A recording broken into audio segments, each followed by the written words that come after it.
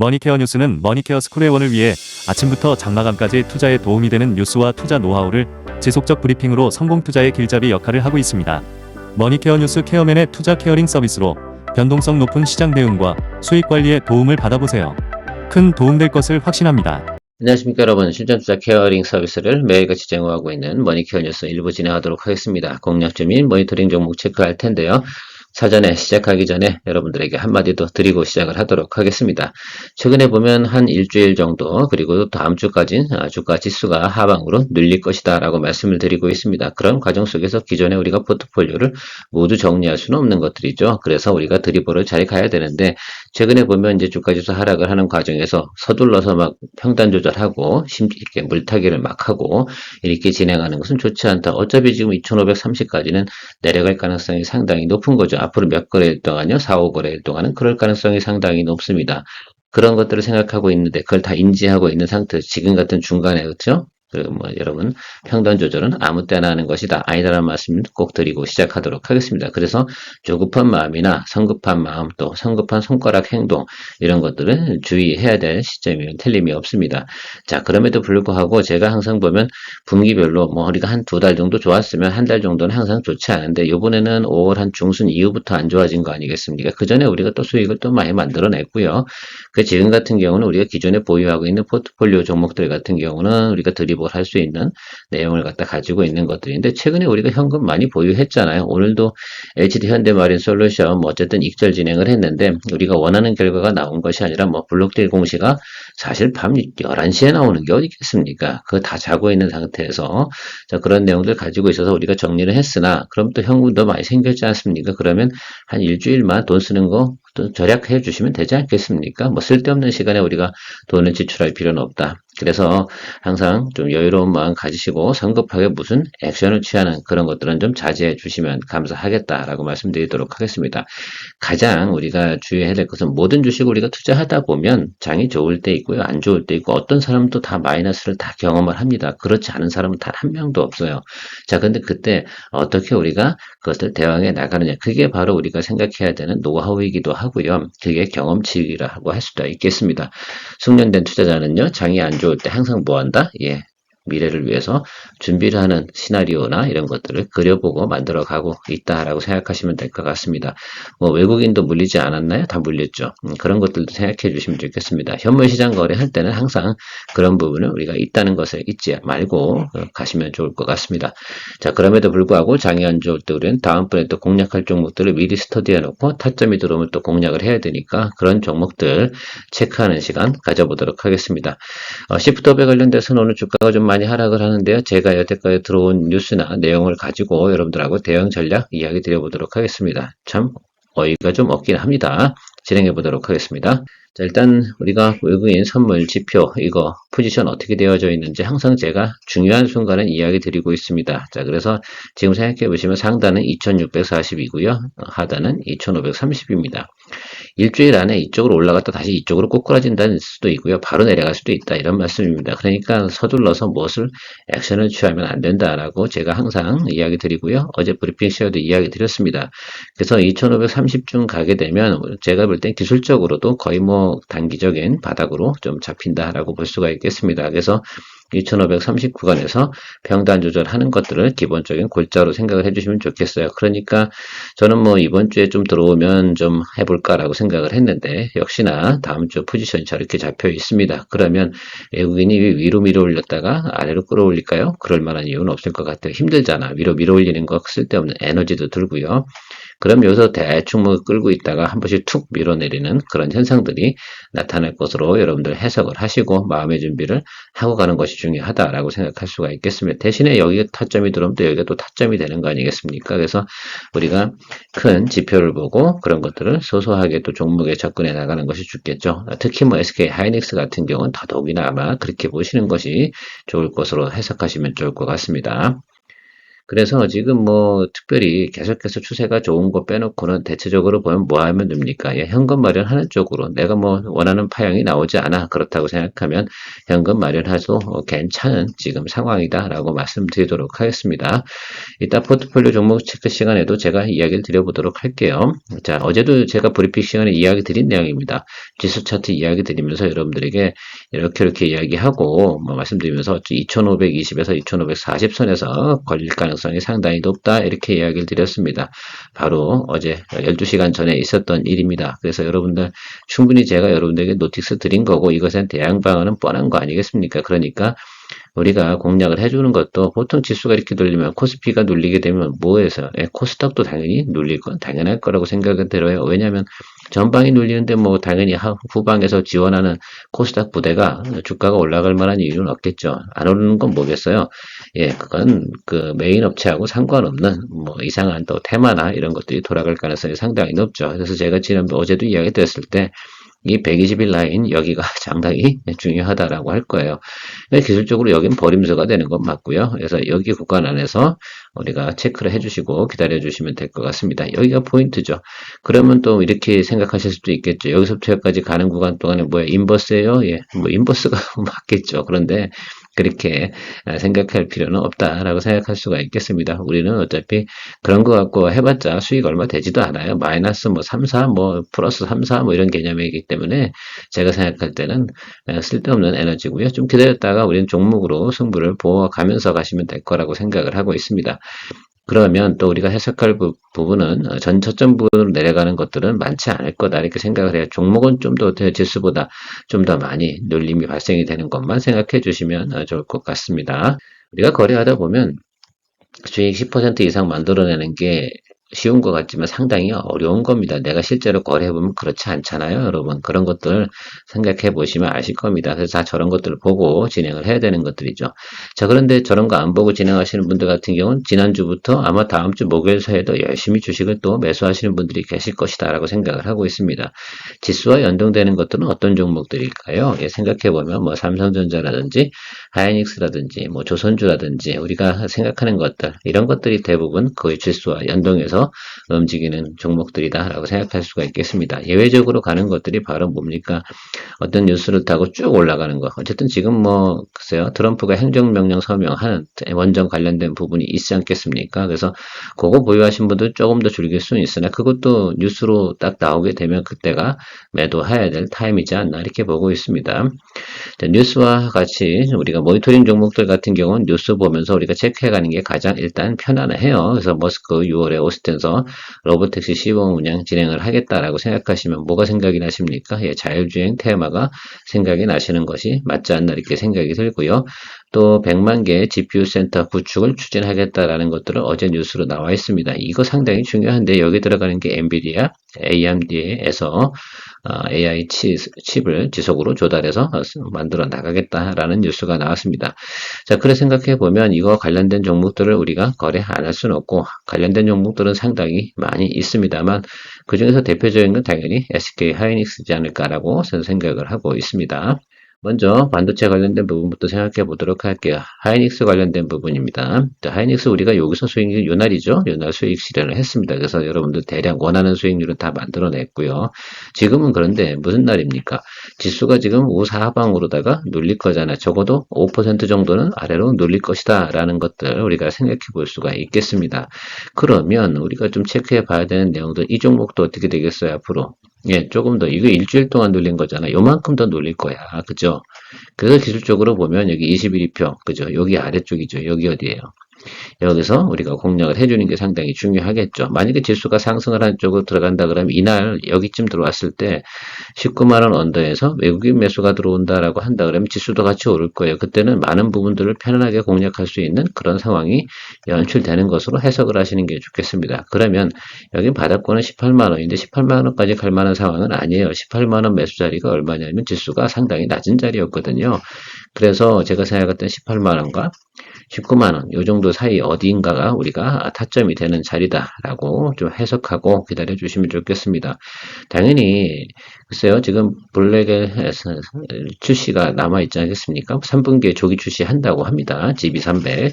그렇게 생각하면 뭐 하이닉스 관련된 부분은 당연히 주가가 우상승해서 가격하는 실적이나 이런 것들은 좋겠죠. 그럼 주가도 올라가야 되는데 지금 단기적인 상황은 그렇게 현상이 나타나는 것들입니다. 그리고 실질적으로 항상 우리가 좀 거주식 거래를 할 때 반도체 피크는 언제입니까? 해마다 3분기에 피크가 도래하게 되어져 있습니다.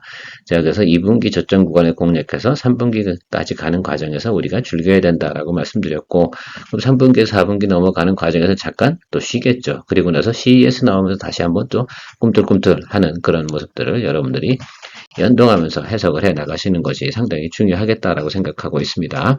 다음은 테크행입니다. 테크행도 같이 보겠어요. 좀 많이 눌렸잖아요. 좀 더 눌릴 것 같아요. 그렇죠. 그럼 또 우리 지난번에 공략한 자리가 어디예요? 3만원짜리잖아요. 3만원짜리쯤에서 다시 또 공략을 해야 되는 그런 생각하고 기다려주시면 아주 심플하다라고 말씀드리도록 하겠습니다. 어려운가요? 어렵지 않죠. 자, 우리가 여기서 한 20% 이상 수익을 냈는데 또 뭐 하는 거죠. 뭐 그럴 수밖에 없는 겁니다. 그런 것들을 우리가 항상 이용하고 활용하는 쪽으로 투자 포인트 잡아가는 것으로 해석해 주시면 좋겠습니다. 제가 이제 첫 번째 들어온 것도 여기가 이제 지수적으로 해석을, 이게 이해 가시죠? 지금 외국인 포지션하고 다 해석을 해드리니까 왜 그런지에 대해서 충분히 또 이해 가실 거라 생각이 듭니다. 그러니까 다음 주 2530 근처, 2532, 2530을 깨뜨리진 않을 거야. 왜? 외국인이 손해보는 짓을 하겠어요? 그렇지 않겠죠? 어제도 2590을 깨뜨리지 않잖아요. 그 이유가 뭐겠어요? 바로 그것 때문에 그런 거거든요. 쟤들이 계속해서 수익을 내야 되니까. 하여튼 영악한 놈들이면 틀림없습니다. 또 우리가 그것을 또 활용해서 나가면서 투자해 나가는 것도 뭐 같이 이용해야 되는 또 활용도라고 저는 생각을 하고 있습니다. 뷰런티어 이 종목도 그렇죠. 이거 좋을 거 아닙니까? 그러니까 6월이잖아요. 지금 5월이잖아요. 여러분 다음 주 돼봤자 5월이에요. 그러니까 여러분 다음 주 쯤에 이 AI 자율주행 관련된 것도 그쯤에서 공략을 들어가야 되는 것들이죠. 그래서 어디까지 눌리진 잘은 모르겠어요. 눈으로 보는 건 저기 제가 이제 표시한 16,000원짜리인데요.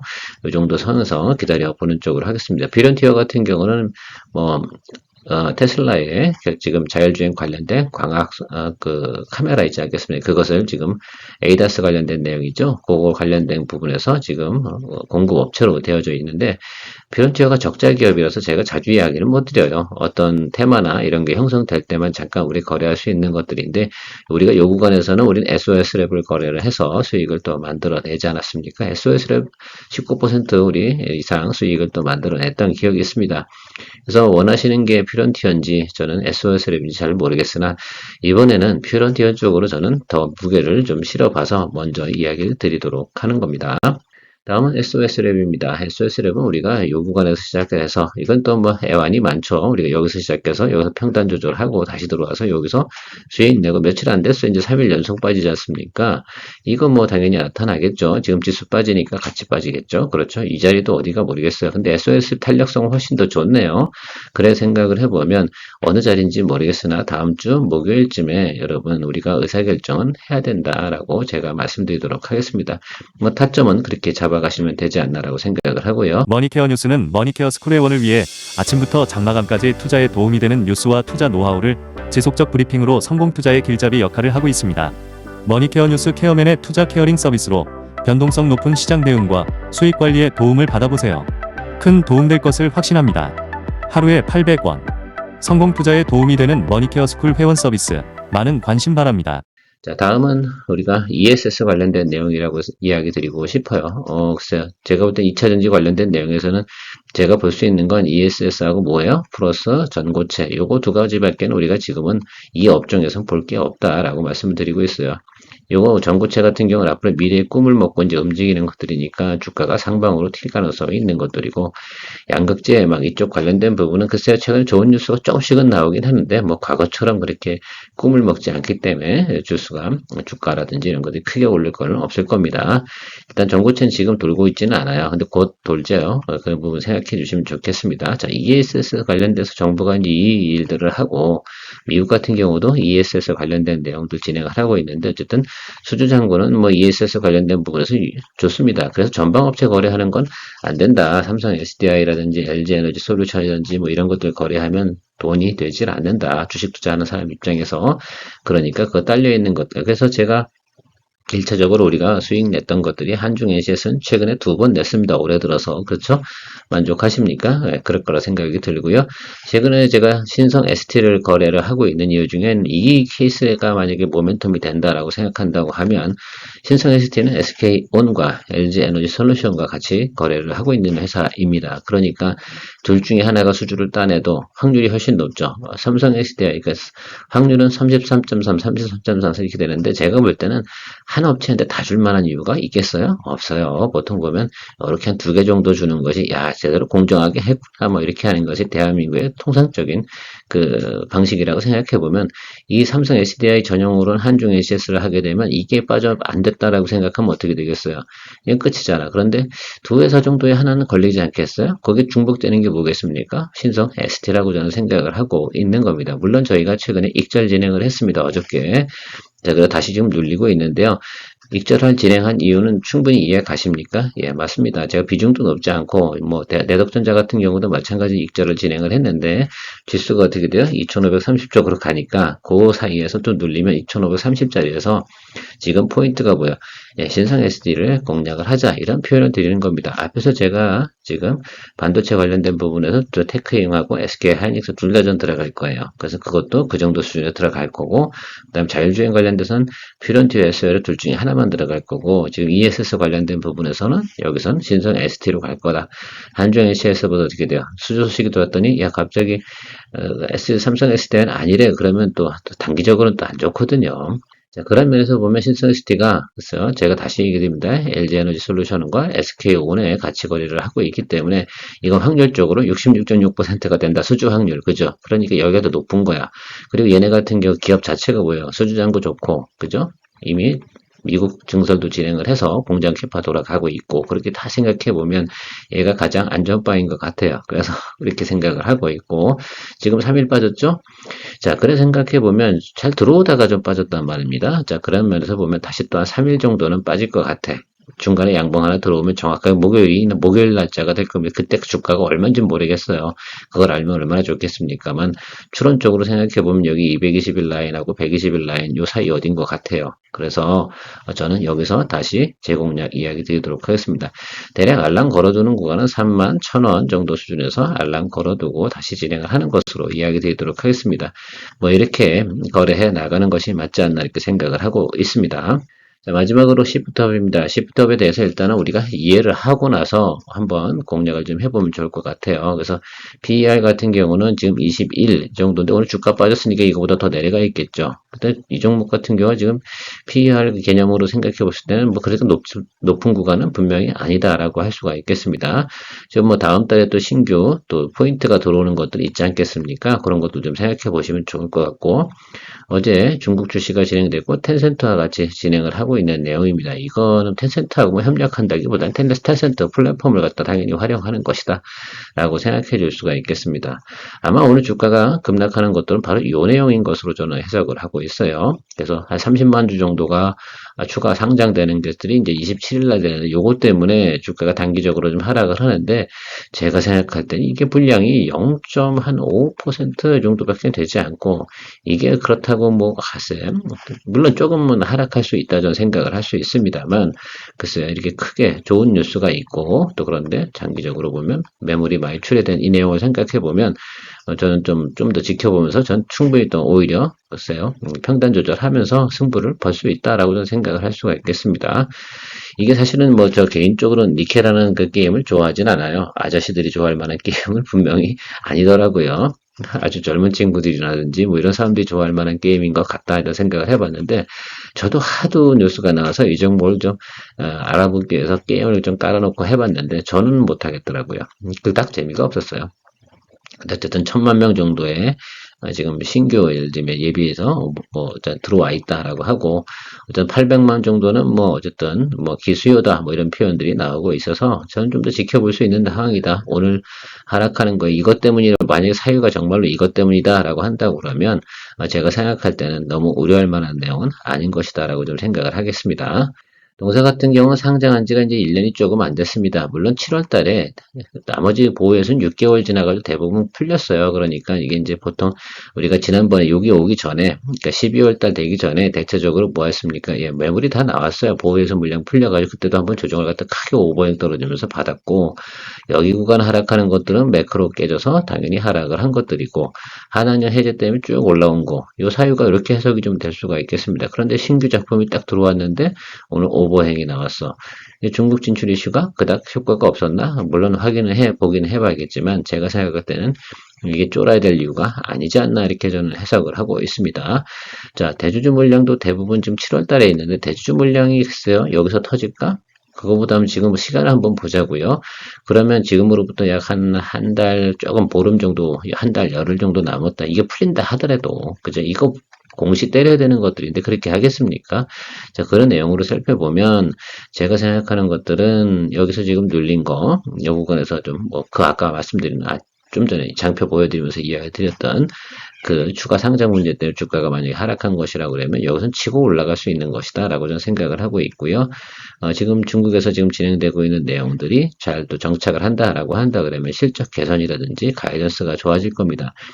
PER 20 정도 이하에서 이 종목이 지금 현재 무너져야 되나? 그리고 생각해보면 그건 아닌 것 같고 여기 저점 구간은 훼손할 것 같지는 않고 그렇죠.